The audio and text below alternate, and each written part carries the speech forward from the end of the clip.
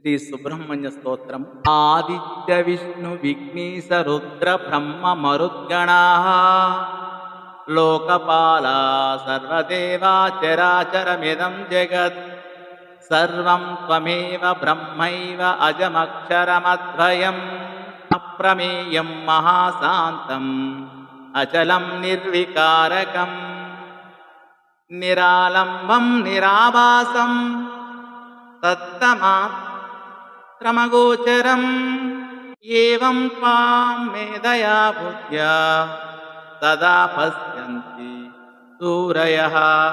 నిరాలంబం నిరాభాసం సత్తమాత్రమగోచరం ఏవం త్వాం మేధయా బుద్ధ్యా సదా పశ్యంతి సూరయః. ఏవమజ్ఞానగాఢాంధతపో తమోపహసేతః ఏవమజ్ఞాన